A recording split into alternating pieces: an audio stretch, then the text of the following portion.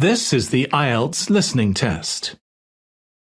You will hear a number of different recordings, and you will have to answer questions on what you hear.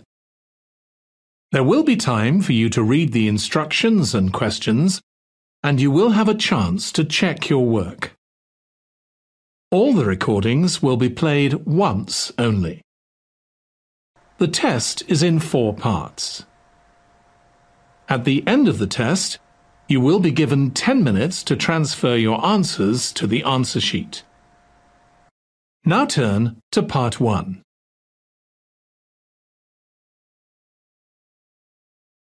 Part 1. You will hear a conversation between an officer of the Small Claims Tribunal and a consumer who wants to make a claim. First, you have some time to look at questions 1 to 6.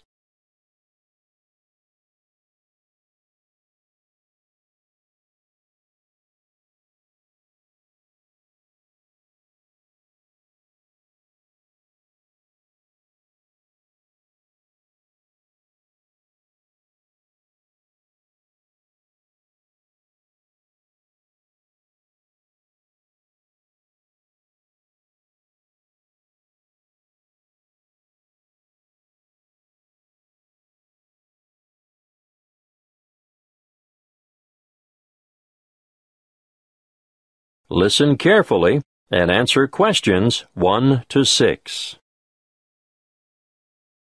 Good afternoon. How can I help you? Good afternoon. I'd like to lodge a claim. Certainly. Name? Emily Jane Appleby. Appleby. That's an unusual name. Sorry, what did you say your first name was again? Emily Jane. Now, Miss Appleton, could you please fill in this claim form? I've never done that before. Can you help me? Yes, of course. The first part is for the claimant's details. Where do you live? At 1 Uranga Street, Durham. How do you spell Durham? D-U-R-H-A-M. Of course, I should know that. But it's just one of those names that sounds quite different from the way you spell it. It is confusing. I've seen it spelt with 2 R's. And what's the postcode for Durham? 4105. Good. And do you work? No, not at the moment. Okay, so no work number. What about a home phone number? Yes, I can give you that. It's 7848-3762. 7848? 3762. Right. Now, this part here is for the respondent's details. Who's the respondent? The individual person, company or business that you're claiming against. Is the claim against a landlord, tenant, trader or driver? Well, it's a company that sells home appliances. So that's trader then. Just a moment while I write that down. ABC Appliances, actually. Oh, now this part is really important. If the respondent is a company, you must have the company's full and correct name and registered address. I've looked it up on the internet, and it's ABC Appliances Limited. Good. If we don't get this part absolutely right, you won't have a legal claim. And their registered address? Yes, I've got that written down here. Just a minute. It's, 17 Brown Avenue. That's in Barden, isn't it? I think I know the place. My wife bought a vacuum cleaner there last month. Yes, Barden. Have you got the postcode for Barden? It's really similar to mine. Wait a moment. I'd better make sure I get it right. 4065. That's it. And what's the telephone number for ABC Appliances? Oh, 7232-4681. Good. Got that. Now, in the third part of this form, we get to the actual goods or services that are in dispute. I assume you made a purchase from them. Yes, that's right. On the 3rd of February, 2011. And did the goods have any sort of guarantee or warranty? Yes, but only for 6 months. So it was just a 6-month warranty. Yes, they offered me an extended warranty for 3 years. But I would have had to pay extra for that. Oh, I see. Before you hear the rest of the conversation, you have some time to look at questions 7 to 10.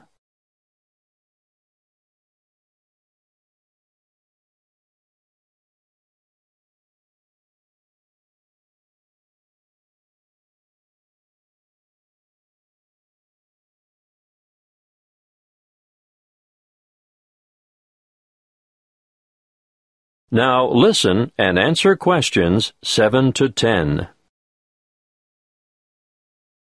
You'll need to give a full description of the goods involved, the nature of the defect or fault, and any other relevant particulars.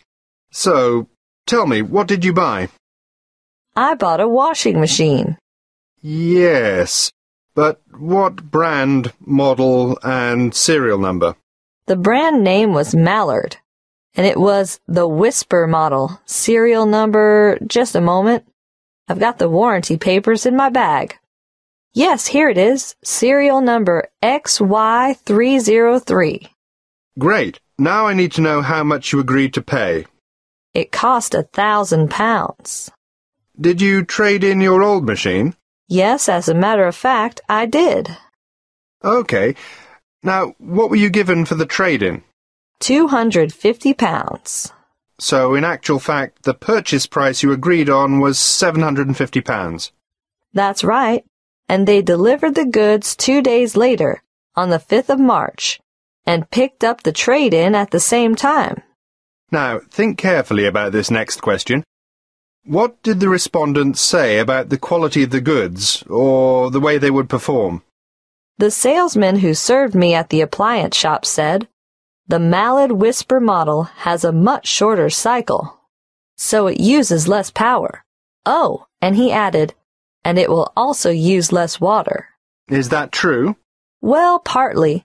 It does seem to use less water, but both the wash cycle and the rinse cycle go on for much longer than my old machine, so I don't see how it can use less electricity. But the sales assistant also said, "This model is whisper quiet." And is it? No, not at all. It's so noisy we can't hear the television in the next room.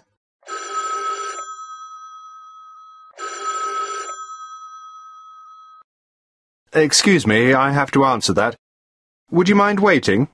I'll get back to you in a minute.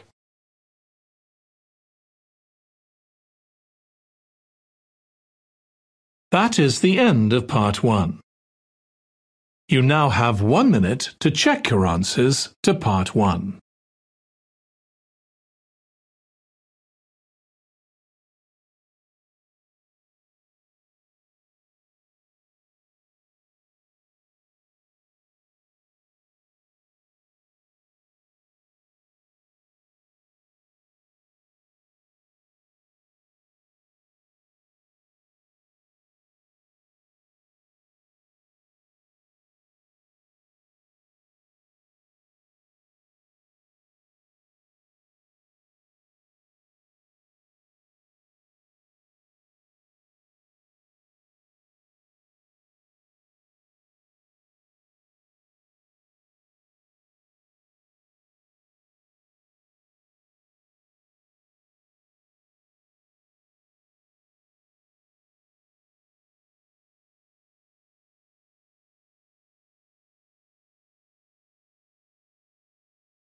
Part 2. You will hear a representative from Dreamtime Tours giving information about a particular tour option. First, you have some time to look at questions 11 to 14.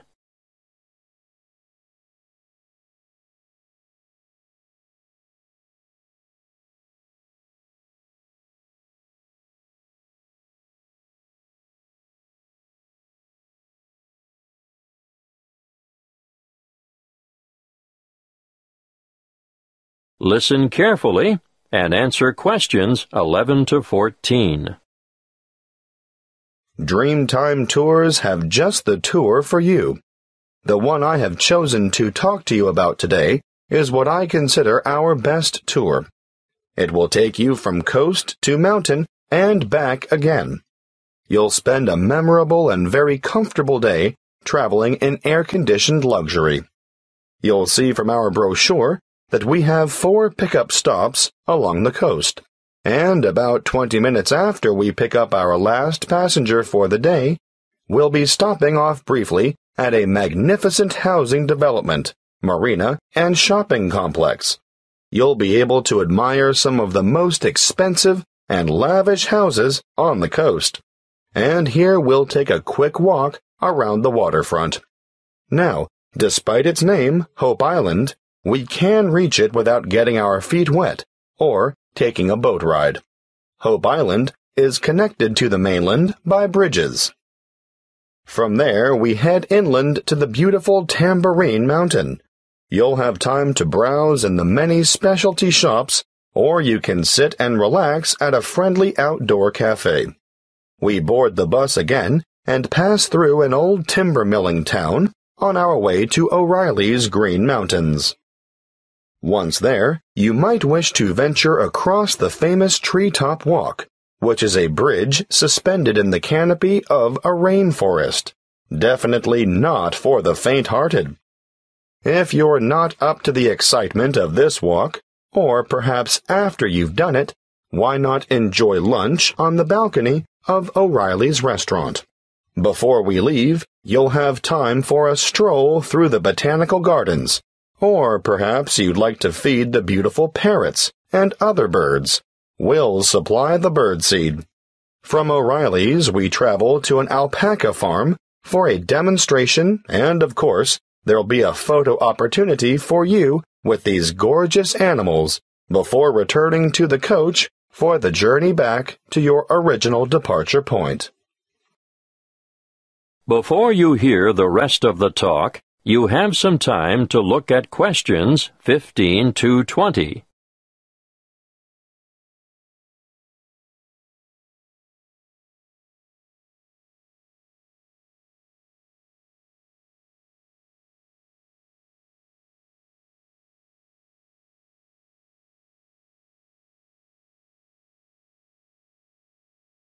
Now listen and answer questions 15 to 20. If I've persuaded any of you to sign up for this tour, take a look at our Dreamtime Tours brochure. You'll see that you can book over the telephone, or you can make reservations through the reception desk. We generally have a member of staff manning the desk from 7:30 a.m. to 9 p.m. every day of the week. Don't hesitate to ask reception staff any questions that you might have about this tour or any other tour, and be sure to make it known if you have any special needs. We'll do our best to make your trip rewarding and worthwhile.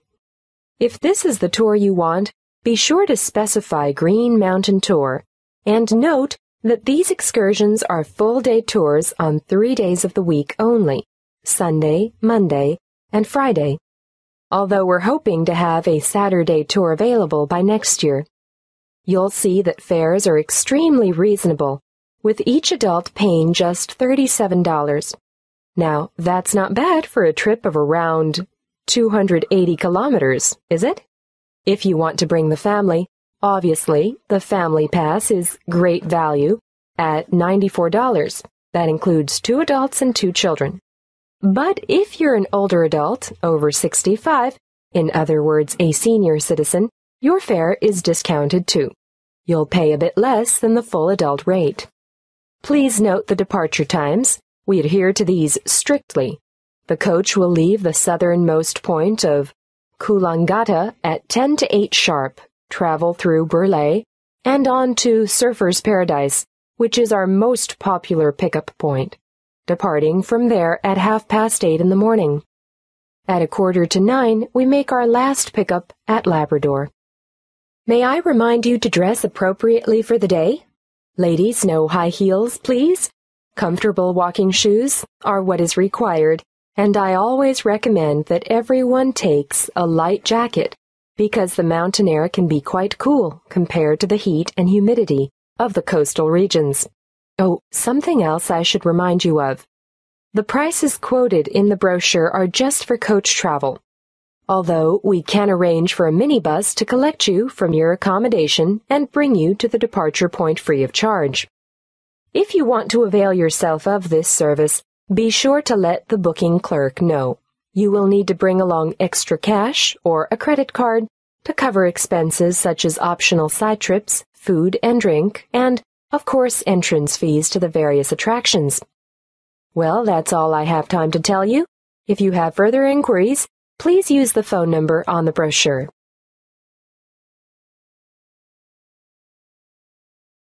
That is the end of Part 2. You now have 30 seconds to check your answers to Part 2.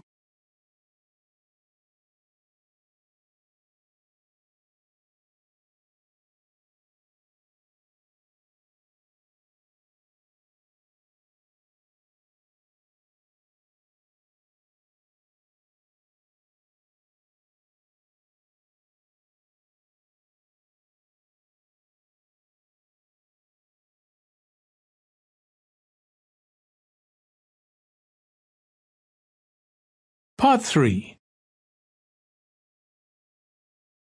You will hear a conversation between two training college students and their liaison officer who is enrolling them in a volunteer program which provides English language support in a local secondary school.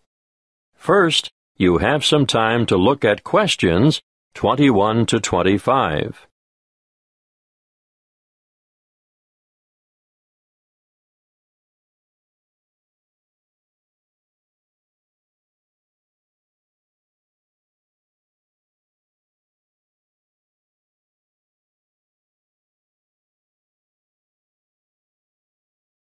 Listen carefully and answer questions 21 to 25.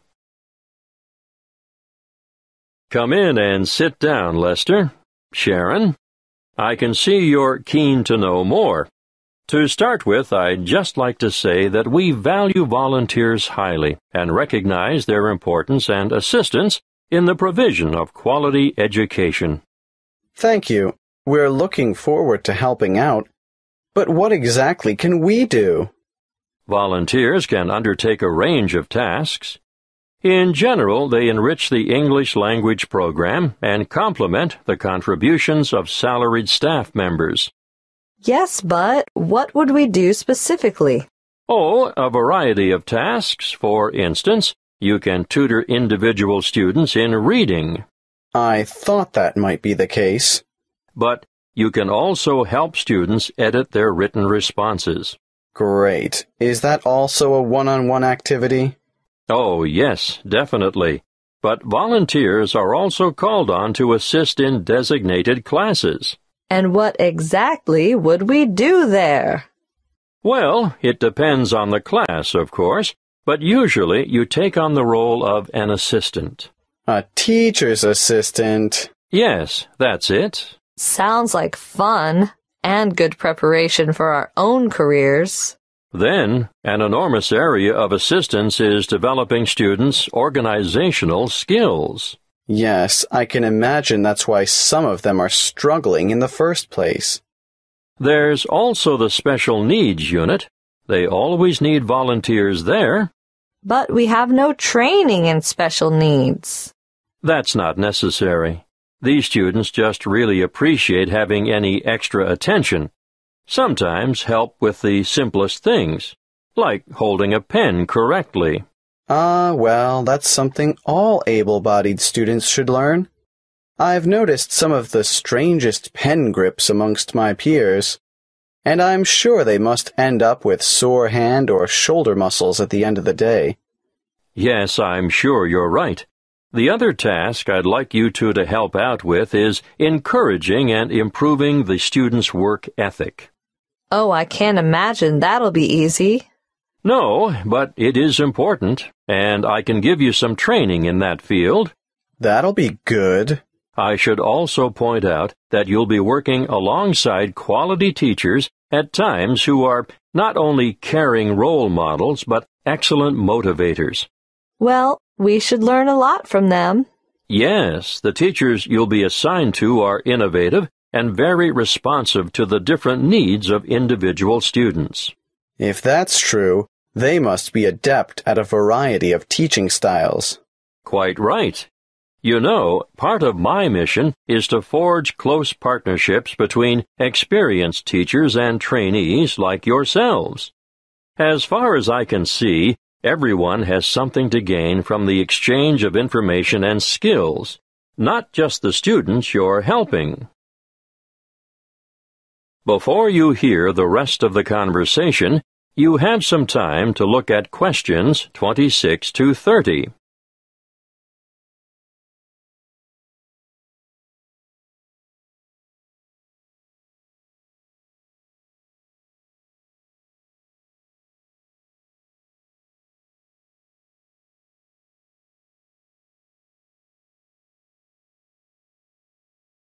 Now listen and answer questions 26 to 30. There are a number of interesting developments going on at the moment, and I've chosen you two because of your varied academic backgrounds. Now you, Sharon. I majored in business studies before I came to Teachers Training College. Yes, exactly. Well, I've always been more interested in science, marine biology in particular. Yes, I think it's quite exciting. The school you're going to assist at is augmenting the number of vocational learning experiences offered within its subjects. Educational philosophy these days seems to recognize the importance of increasing practical components in the curriculum.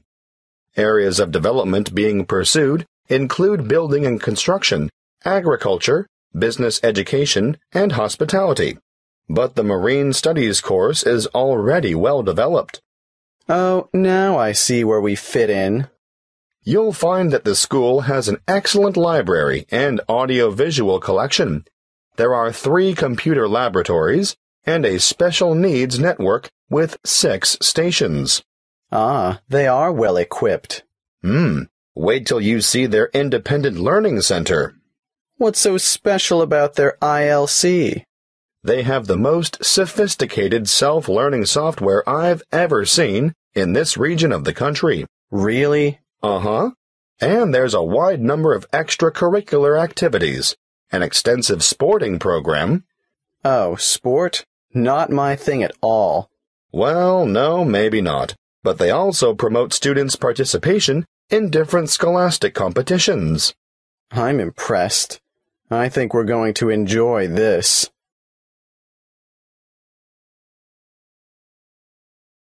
That is the end of Part 3. You now have 30 seconds to check your answers to Part 3.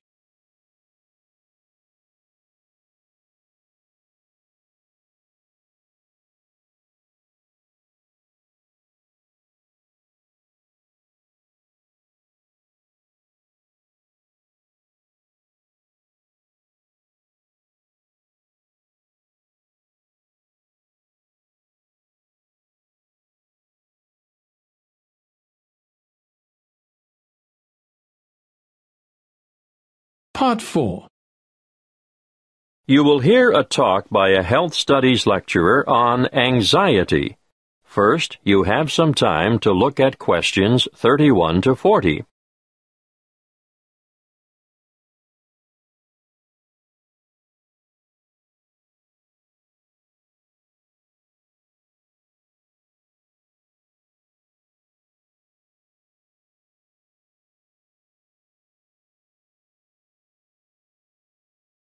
Listen carefully and answer questions 31 to 40. My talk today is on anxiety. Anxiety is something you've all experienced at some time in your life, so you'll know that it's an emotional condition in which feelings of dread, fear, and mental agitation predominate. However, what we call an anxiety state or anxiety neurosis or phobic state, they all mean the same thing, is characterized by anxiety reactions far greater than those normally expected for the circumstances, and these reactions may be severe and prolonged. This is the most common form of neurosis in westernized countries. Usually, normal anxiety decreases with repeated exposure to the feared situation, whereas a neurotic anxiety tends to increase. Gradually, the person is inclined to avoid the feared situation and views it with increasing dread. Sometimes there may be an inherited tendency for this, but usually environmental issues are more important. The individual may have been a worrier throughout life, and a stressful condition, just before symptoms set in, is common. Often there is a gradual build-up of anxiety, possibly for weeks or months, before the ultimate break occurs. The precipitating cause is usually one of great significance to the patient, often related to personal events, such as bereavement, a breakup, threats to career, health, or personal integrity. What are the symptoms of phobia?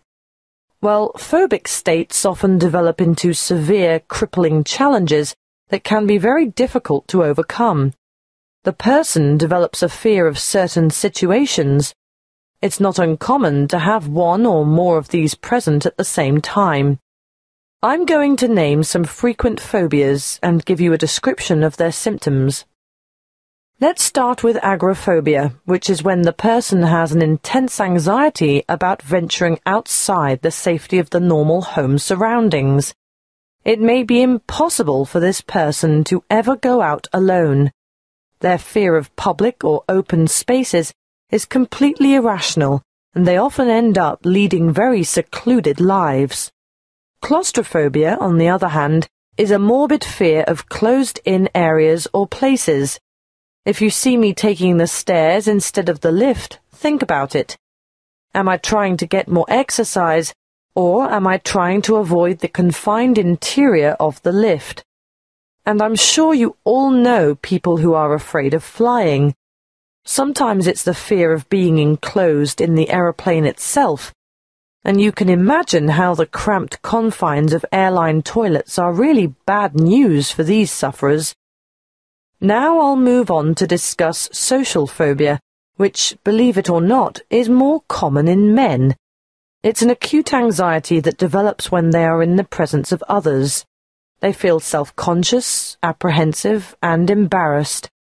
If attention, real or imagined, is focused on the sufferer, he becomes uneasy and may blush, stammer, or stutter. Some sufferers even develop tremors, shaking or trembling movements of a part or parts of the body. Or another very common sign of their extreme discomfort is that they perspire profusely on their palms, under their arms, or on their feet. That brings me to the last one that I want to mention today, and that is single phobia. And no, it's not a fear of lifelong bachelorhood. This one is actually precipitated by an acute aversion to dogs, cats, spiders. You may have heard of the term arachnophobia. Well, it applies specifically to spiders, but any single thing can basically cause a strong aversion. Snakes, frogs, mice, or rats, for instance. I can assure you the list is unlimited. You name it, and someone is sure to have a phobia about it. Some people are terrified of the dark, for example, and I'm not talking about young children here. You'd be surprised how many adults are afflicted in this way. Well, I see our time is up. Next week I'll go into some of the treatments and therapies for phobias that have been used over the ages, and some of the relatively new drugs that have recently come on the scene. That is the end of Part 4. You now have 1 minute to check your answers to Part 4.